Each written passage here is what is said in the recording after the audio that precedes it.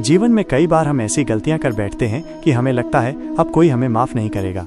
पर क्या हो अगर मैं आपसे कहूं कि एक ऐसे भगवान भी हैं जिन्होंने अपने भक्त की एक नहीं बल्कि हर गलती को माफ़ किया और हर बार बस मुस्कुराकर कहा, तुम्हारे लिए मेरे प्रेम में कोई कमी नहीं आई। ये कहानी है उस अनमोल प्रेम की जो वृंदावन की गलियों में पनपा, जहाँ यमुना किनारे गायें चरती थीं, गोपियाँ जल भरती थीं और हर कोना प्रेम की बांसुरी से गूंज रहा था। इस कथा का नायक कोई राजसी ग्वाला नहीं बल्कि एक साधारण मनुष्य था। नाम था जिसका सुदामा। सुदामा हृदय से भले ही निर्धन था, पर उसके मन में भगवान श्री कृष्ण के लिए अटूट प्रेम था।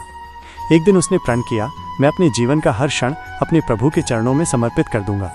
श्री कृष्ण, जो हर हृदय के भाव को जानते हैं, सुदामा के इस पवित्र वचन से अत्यंत प्रसन्न हुए।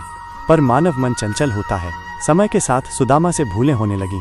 कभी अहंकार में किसी को कटु वचन कह देता तो कभी क्रोध में झूठ बोल जाता। हर गलती के बाद उसके मन में एक डर समा जाता, अब तो भगवान मुझसे रूठ जाएंगे। लेकिन श्री कृष्ण बस मुस्कुराते और सुदामा की ओर देखकर कहते, अभी तो प्रेम का सागर बाकी है।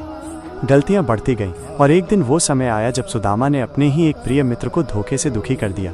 इस बार उसका मन अपराध बोध से इतना भर गया कि उसे लगा अब तो क्षमा असंभव है। कांपते हुए वो यमुना के किनारे उस स्थान पर पहुंचा जहां श्री कृष्ण अपनी बांसुरी की मधुर धुन में लीन थे।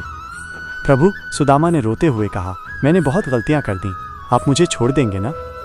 श्री कृष्ण ने अपनी बांसुरी रखी और सुदामा का हाथ पकड़कर बोले, सुदामा, तुमने अपनी गलतियों को गिना, पर मैंने कभी गिनती शुरू ही नहीं की। यह सुनकर सुदामा हक्का बक्का रह गया।